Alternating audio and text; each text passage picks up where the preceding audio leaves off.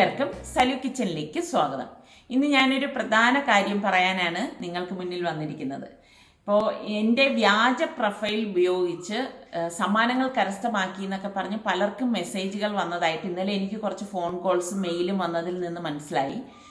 അപ്പോൾ നിങ്ങൾ ഒരു കാര്യം ശ്രദ്ധിക്കണം. എനിക്ക് എന്തെങ്കിലും നിങ്ങളോട് പറയാനുണ്ടെങ്കിൽ ഞാൻ ഇതുപോലെ നേരിട്ട് വന്ന് മാത്രമേ കാര്യങ്ങൾ പറയാറുള്ളൂ.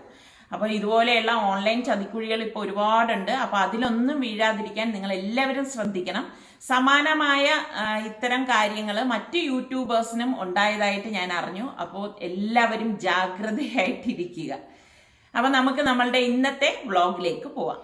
ഇത് ഞാൻ കഴിഞ്ഞ ദിവസം വാങ്ങിക്കൊണ്ടുവന്ന ചെടിയാണ്. അപ്പോൾ ഇവിടെ വെച്ചപ്പോഴേക്ക് ഈ സ്ഥലം അത്ര ഒരു സുഖമല്ല ഇവിടെ ഇരിക്കുന്നത്. പിന്നെ ഞാൻ അതിൻ്റെ സ്ഥലം കണ്ടുപിടിച്ച് ഇപ്പം ഞാൻ അതിനെ അങ്ങോട്ടേക്ക് മാറ്റാൻ പോവുകയാണ്. ഇത് ഇൻഡോർ പ്ലാന്റ് ആണ് കേട്ടോ. ഇതിന് പറ്റിയ സ്ഥലം ദാ ഇവിടാണ്.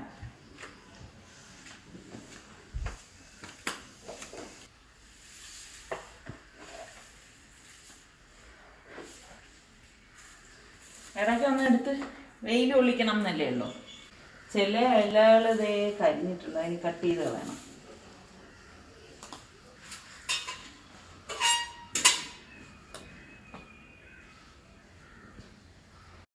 ഇത് കണ്ടോ, നമ്മുടെ ഈ ബോഗൈൻവില്ല ഇടയ്ക്ക് ഇലകളും പൂക്കളും ഒന്നും ഇല്ലാതിരുന്നു. ഇപ്പം അതാ വീണ്ടും തിളിർത്ത് തുടങ്ങി. കാണാൻ തന്നെ നല്ല രസമുണ്ട് അല്ലേ.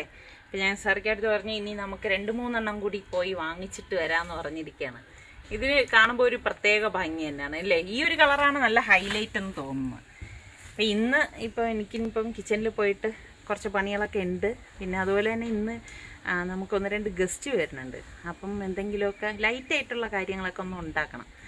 അപ്പം ഞാൻ ഉണ്ടാക്കുന്ന അനുസരിച്ച് കാണിച്ചു തരാം.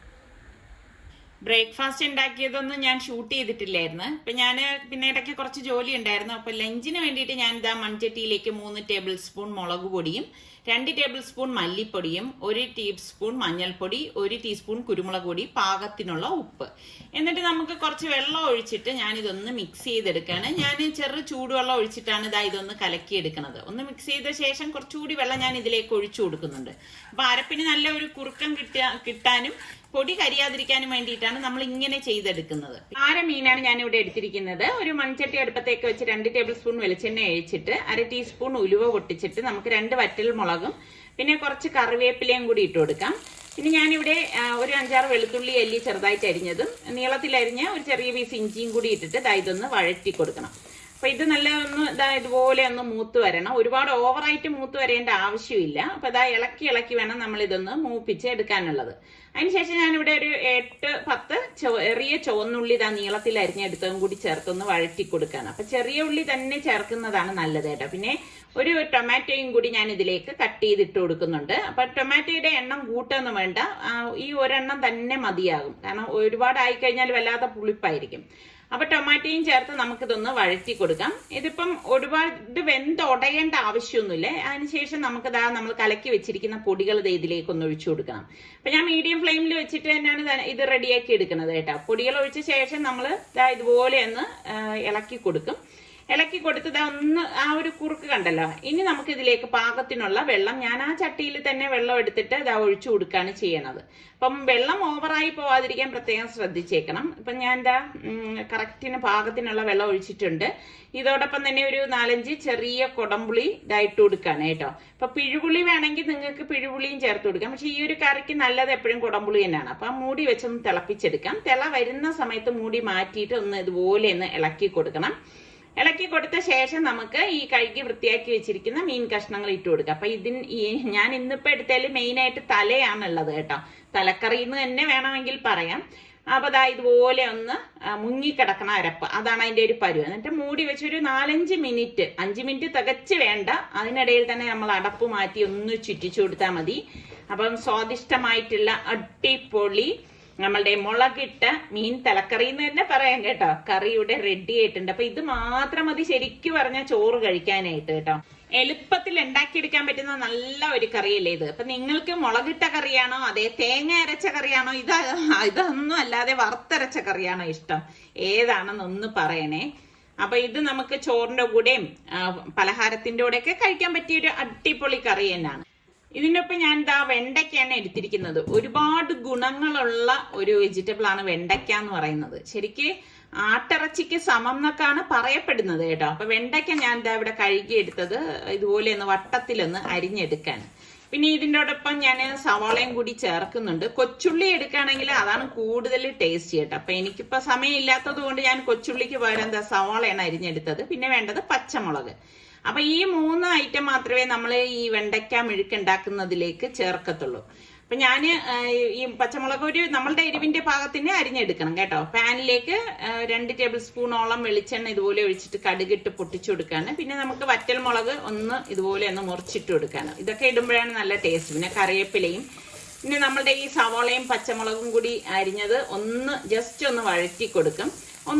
ഇതുപോലെ ഒന്ന് വഴണ്ട ശേഷം നമ്മൾ കട്ട് ചെയ്ത് വെച്ചിരിക്കുന്ന വെണ്ടയ്ക്ക ഇതിലേക്ക് ചേർത്തിട്ട് ഇളക്കി കൊടുക്കുകയാണ് ചെയ്യുന്നത്. അപ്പൊ വെണ്ടയ്ക്കയിലേക്ക് നമുക്ക് പാകത്തിനുള്ള ഉപ്പിട്ട് കൊടുക്കണം. എന്നിട്ട് നമുക്ക് ഇതൊന്ന് ഇളക്കിയെടുക്കാം. ഇത് മൂടി വെച്ച് വേഗിക്കുക ഒന്നും വേണ്ട, വെള്ളം ചേർക്കുക ഒന്നും ചെയ്യരുത് കേട്ടോ. അപ്പൊ പെട്ടെന്ന് വേകുന്ന ഒരു വെജിറ്റബിൾ ആണ് വെണ്ടയ്ക്ക എന്ന് പറയുന്നത്. അപ്പൊ നിമിഷങ്ങൾ കൊണ്ട് തന്നെ നമ്മളുടെ വെണ്ടയ്ക്ക മെഴുക്കുവരട്ടിയും റെഡി ആയിട്ടുണ്ട്. അപ്പൊ ഇതിനിടയിൽ തന്നെ ഞാൻ പൊറോട്ടയ്ക്ക് വേണ്ടി മാവ് കുഴച്ചത് ചുറ്റിച്ച് വെച്ചിട്ടുണ്ടായിരുന്നു. അപ്പൊ പൊറോട്ട ആകുമ്പം കുറച്ച് ടൈം എടുക്കുമല്ലോ. പിന്നെ ഞാൻ വളരെ കുറച്ച് എണ്ണയിലാണ് ഇത് തയ്യാറാക്കി എടുക്കുന്നത് കേട്ടോ. നമ്മൾ ഈ ഹോട്ടലിലൊക്കെ കിട്ടുമ്പോഴേക്ക് അവര് ഒരുപാട് നെയ്യും എണ്ണയൊക്കെ വാരി വീശാറുണ്ട്. അപ്പൊ അതുപോലെയല്ല നമ്മൾ വീട്ടിലുണ്ടാക്കുമ്പോഴേക്കും. അപ്പൊ ഞാൻ വലിയൊരു പാൻ എടുത്ത് വെച്ചിട്ട് അതിൽ തന്നെ ചുട്ടെടുക്കാണ്. അപ്പൊ ഈ വലിയ പാൻ ആകുമ്പോൾ ഉള്ള ഒരു ഗുണം എന്തെന്ന് വെച്ചാൽ നമുക്ക് ഇത് പെട്ടെന്ന് തന്നെ ഈ ജോലി അങ്ങ് കഴിയും. അപ്പം ഇതിന് മീതെ ഞാൻ വളരെ കുറച്ച് നെയ്യാണ് ഇതുപോലെ ബ്രഷ് ചെയ്ത് കൊടുക്കുന്നത്. അപ്പൊ ഹോട്ടലിലൊക്കെ ഞാൻ പറഞ്ഞതുപോലെ അത്രയും ടേസ്റ്റ് കിട്ടുന്നത് നമ്മൾ അത്രയും ഓയിലും നെയ്യും ഒക്കെ ഇതിലേക്ക് ഒഴിക്കുമ്പോഴാണ് ആ ഒരു രുചിയൊക്കെ കിട്ടുന്നത് കേട്ടോ. നമ്മുടെ വീട്ടില് ആ രുചിയിൽ തന്നെ നമുക്ക് ഇത് എളുപ്പം ഉണ്ടാക്കിയെടുക്കാൻ പറ്റും. അപ്പൊ ഇതിപ്പോ അടിച്ചെടുക്കാൻ വേണ്ടി ഞാൻ നിസാർക്കായെ വിളിച്ച്, കാരണം എനിക്ക് ആ ചൂടില് ഈ ജോലിയുടെ ഇടയിൽ ഇച്ചിരി ബുദ്ധിമുട്ടായതുകൊണ്ടാണ് നിസാർക്കായെ വിളിച്ചതേ അടിച്ചെടുക്കുന്നത്. അപ്പൊ ഇതും നല്ല സോഫ്റ്റ് ആയിട്ടുള്ള പൊറോട്ട തന്നെയാണ്. പൊറോട്ട ഉണ്ടാക്കുന്നതിന്റെയൊക്കെ വീഡിയോ ഞാൻ ഇതിനു മുൻപ് പോസ്റ്റ് ചെയ്തിട്ടുള്ളത് കൊണ്ടാണ് പിന്നെ ഡീറ്റെയിൽ ആയിട്ട് ഇതിലേക്ക് കാണിക്കാൻ നിൽക്കാത്തത് കേട്ടോ. അപ്പൊ ഈ ചൂട് പൊറോട്ട ഇതുപോലെ തന്നെ കാസറോളിലേക്ക് മാറ്റി വെക്കും. ഇറച്ചിക്കറിക്ക് വേണ്ടി പ്രഷർ കുക്കറിലേക്ക് 3 ടേബിൾ സ്പൂൺ വെളിച്ചെണ്ണ ഒഴിച്ച് 1/4 ടീസ്പൂൺ ഉലുവായിട്ട് പൊട്ടിച്ച ശേഷം പട്ട, ഗ്രാമ്പു, ഏലക്കായ, കുരുമുളക്, പെരിഞ്ചീരകം ഇത് ഇത്രയൊന്ന് മൂപ്പിക്കണം. അതിനുശേഷം ഞാനിവിടെ 4 സവാള സ്ലൈസ് ചെയ്ത് എടുത്തിട്ടുണ്ട്. അപ്പൊ ഈ സവാളയും കൂടി നമുക്ക് ഇതിലേക്ക് ഇട്ടിട്ട് ഒന്ന് വഴറ്റി കൊടുക്കാം.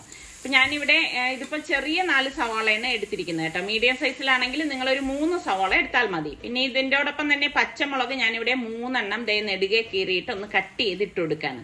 അപ്പം എരിവൊക്കെ നിങ്ങളുടെ പാകത്തിനനുസരിച്ച് പച്ചമുളകിന്റെ അളവ് കൂട്ടുകയും കുറയ്ക്കുകയും ഒക്കെ ചെയ്യാം കേട്ടോ.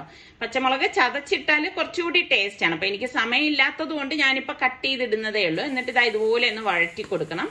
വഴറ്റി കൊടുത്ത ശേഷം ഞാൻ ഇതിലേക്ക് 1.5 ടേബിൾ സ്പൂൺ ഇഞ്ചി വെളുത്തുള്ളി പേസ്റ്റ് ആണ് ചേർത്ത് കൊടുക്കുന്നത്.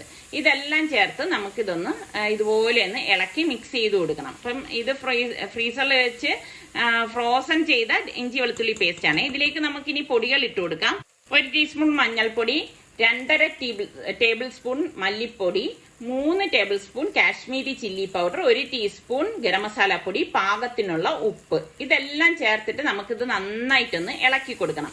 അപ്പോൾ പൊടികൾ കരിയാതിരിക്കാൻ പ്രത്യേകം ശ്രദ്ധിച്ചേക്കണം. അപ്പൊ അടി ചേർത്ത് നല്ലതുപോലെ ഇളക്കി മിക്സ് ചെയ്തെടുക്കണം. ഇതുപോലെ ഇളക്കി മിക്സ് ചെയ്ത ശേഷം നമ്മൾ കഴുകി ഡ്രെയിൻ ചെയ്ത് വെച്ചിരിക്കുന്ന 2 കിലോ ചിക്കനാണ് ഞാനിവിടെ എടുത്തിരിക്കുന്നത്. അപ്പൊ അത് നമുക്ക് ഇതിലേക്ക് ഇട്ടിട്ട് നന്നായിട്ടൊന്ന് ഇളക്കി മിക്സ് ചെയ്ത് കൊടുക്കണം. അപ്പൊ ആദ്യമേ നമ്മൾ ഇതുപോലെ കറി വെക്കുമ്പോൾ വെള്ളം ഒഴിക്കാൻ പാടില്ല. വെള്ളം ഒഴിച്ചു കഴിഞ്ഞാൽ അതിന്റെ ആ ഒരു ടേസ്റ്റും ടെക്സ്ചറും തന്നെ മാറിപ്പോവും കേട്ടോ. അപ്പൊ തുടക്കം നമ്മൾ ഇതുപോലെ നന്നായിട്ട് ഇളക്കി യോജിപ്പിക്കണം. അതായത് ആ മസാലയായിട്ട് ഇത് നല്ലതുപോലെ ഒന്ന് യോജിച്ചു വരണം. അപ്പൊ 1-2 മിനിറ്റ് നമ്മൾ ഇതുപോലെ ഒന്ന് ഇളക്കി കൊടുക്കണം. അപ്പൊ ഞാൻ ഇങ്ങനെയാണ് ചെയ്യുന്നത് കേട്ടോ. ഇതുപോലെ ഇളക്കി കൊടുത്ത ശേഷം നമുക്ക് തക്കാളി ഇതിലേക്ക് ചേർത്ത് കൊടുക്കാം. തക്കാളി 1 തക്കാളി മാത്രമേ ഞാൻ ചേർക്കുന്നുള്ളൂ. ഒരുപാട് തക്കാളിയൊക്കെ ഇട്ട് കഴിഞ്ഞാൽ ചിക്കൻ കറിക്ക് ഭയങ്കര ഒരു മധുരമൊക്കെ ഉണ്ടാവും കേട്ടോ. അപ്പൊ അങ്ങനെ വരാതിരിക്കാനാണ് നമ്മൾ 1 തക്കാളിയെ ചേർക്കുന്നുള്ളൂ. എന്നിട്ട് വീണ്ടും ഇതൊന്ന് ഇളക്കി മിക്സ് ചെയ്യാം. ഇതുപോലെ ഇളക്കി മിക്സ് ചെയ്ത ശേഷം നമുക്ക് ഇതിലേക്ക് തിളച്ച വെള്ളം വേണം ഒഴിച്ചു കൊടുക്കാനുള്ളത്. അപ്പൊ കുറച്ച് ഗ്രേവിയോട് കൂടിയുള്ള കറി ആയതുകൊണ്ടാണ് ഞാൻ ഇതിലേക്ക് തിളച്ച വെള്ളം ചേർത്ത് കൊടുക്കുന്നത്. അപ്പൊ വെള്ളം ചേർത്ത് കൊടുത്ത ശേഷം നമുക്ക് വീണ്ടും ഇതൊന്ന് മിക്സ് ചെയ്ത് കൊടുക്കണം. ഇതുപോലെ എളുപ്പത്തിന് വേണ്ടിയിട്ടാണ് ഞാനിപ്പം ഇത് പ്രഷർ കുക്കറിലേക്ക് തയ്യാറാക്കുന്നത് കേട്ടോ. എന്നിട്ട് പ്രഷർ കുക്കർ അടപ്പിട്ട് ഇതൊന്ന് മൂടിയിട്ട് നമുക്ക് ഇതിലേക്ക് വെയിറ്റ് ഇട്ട് കൊടുക്കണം. വെയിറ്റ് ഇട്ടിട്ട് ലോയ്ക്കും മീഡിയത്തിനും ഫ്ലെയിം വെച്ച് ഒറ്റ വിസിൽ കേൾക്കുന്നവരെയാണ് വേവിച്ചെടുക്കുന്നത്. അപ്പൊ അടുത്ത് ഞാൻ കുട്ടികൾക്കൊക്കെ ഇഷ്ടപ്പെടുന്ന ഒരു ഐറ്റമാണ് തയ്യാറാക്കുന്നത്. അപ്പം പാത്രത്തിലേക്ക് കുറച്ചധികം വെള്ളത്തിലെ ഉപ്പിട്ടിട്ട് ഞാൻ തിള വരാറാവുമ്പോഴേക്ക് ഒരു പാക്കറ്റ് പെന്നെ പാസ്തയാണ് ഞാൻ ഇതിലേക്ക് ഇട്ട് കൊടുക്കുന്നത്. എന്നിട്ട് നന്നായിട്ടൊന്ന് മിക്സ് ചെയ്ത് കൊടുക്കും. ഒരു 10 മിനിറ്റ് കൊണ്ട് തന്നെ നമുക്കിത് വെന്ത് കിട്ടും. ഇതുപോലെ വെന്ത് വരുമ്പോഴേക്ക് നമുക്കിതൊന്ന് ഇളക്കിയിട്ട് ഇനിയിപ്പോൾ ഇതൊന്ന് ഡ്രെയിൻ ചെയ്തെടുക്കണം. കണ്ടോ, ഇത് കറക്റ്റ് പരുവണം, ഓവറായിട്ട് കുക്കാവാൻ പാടില്ല.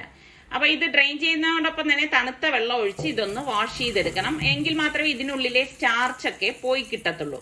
അപ്പൊ ഇത് ഞാനൊന്ന് വാഷ് ചെയ്ത് എടുത്തിട്ടുണ്ട്. അപ്പൊ ഇനി ഇതൊന്ന് മാറ്റി വെക്കാം. ഒരു പാൻ അടുപ്പത്തേക്ക് വെച്ച ശേഷം ഞാൻ 1 ടേബിൾ സ്പൂൺ ബട്ടർ ഇതിലേക്ക് ഇട്ട് കൊടുക്കുകയാണ്.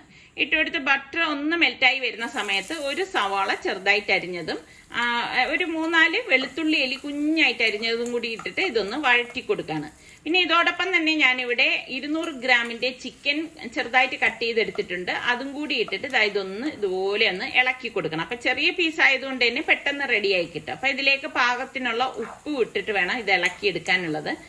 അപ്പൊ ഇളക്കി തന്നെ ഇതൊന്ന് വെന്ത് കിട്ടും കേട്ടോ.